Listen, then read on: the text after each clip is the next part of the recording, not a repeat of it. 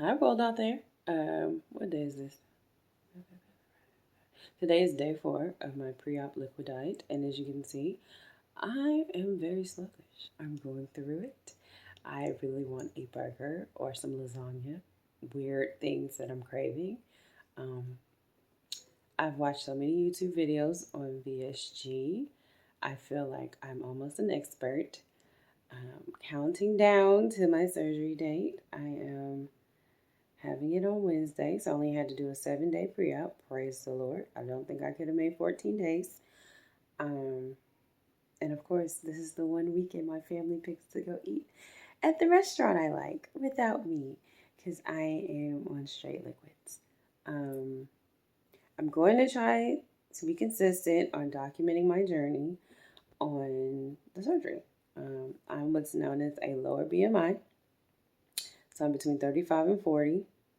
I do have PCOS, so I went through all of the steps. Well, luckily for me, I ended up doing everything a year prior because it took me a year to even come to this conclusion that I was going to do this.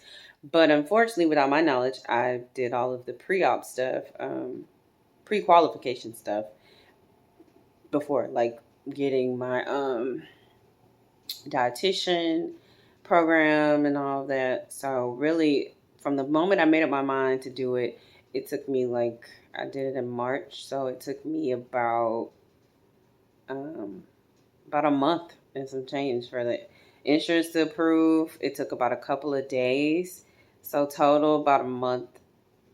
And I literally kind of procrastinated on the date because I could have probably had it this week. I put it to next week.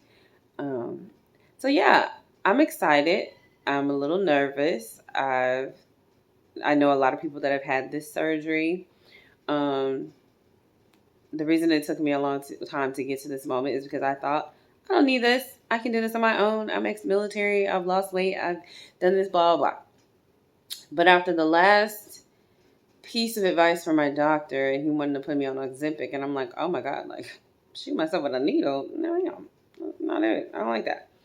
But then I thought about, well, if you ever become diabetic, because most PCOS people are insulin resistant, which is kind of type 2 diabetes-ish, and I ended up becoming pre-diabetic. So I was like, if you don't, you're going to have to stick yourself with a needle anyway. And yeah, that made me come to the conclusion to have my surgery.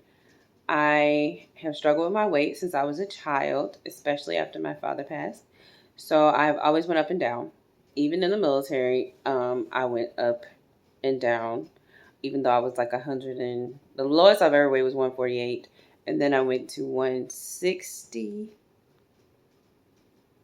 Yeah, between 150 ish, 160. So I finally, like I said, I gave it a year. I gave my weight loss. I was going up 10, down 10, up 10, down 10. I think the most I lost was like 35 pounds. And then I kind of went up 10, lost 10, went up 10, like the same thing. So I was like, okay, this is something I've been struggling with my whole life, and all of my early adulthood. So what else do we have to lose? Like, I cannot believe I'm doing it. I still walk past the mirror like, you really are cutting off your stomach. At least half of your stomach. And this is permanent. It doesn't grow. I mean, you can stretch it out, but it don't really grow. I guess it kind of grow back if you stretch out the pouch. I don't know. But I'm like, you're really doing this. Like I said, I've read all the material. I've asked people I know. I know people that had real success with it. People that didn't have so much success with it, they gained their weight back and some, and they are on Ozempic now to lose weight. And that's not my portion. That's not what I want. I don't have an issue working out. I really don't even have an issue meal prepping. It's really my dinners, excuse me, that were kind of trash. So I've made my calendar on my wall that gives me all of my time periods that I need and the stages I'm going to be in. I've gotten all of my meal prep stuff, my new blender. I actually went out and bought the Ninja blender, so when I'm able to eat smoothies. So yeah, I think I'm going to document weekly my journey on weight loss surgery as a low BMI person. And hopefully there are other low BMI people out there, because it was really tough trying to find a low BMI weight loss surgery person, VSG person. It was mostly everybody was 40 or above. and heavier. So if there are any other people out there that are low BMI that are considering it or have had it, let's chat. See you later.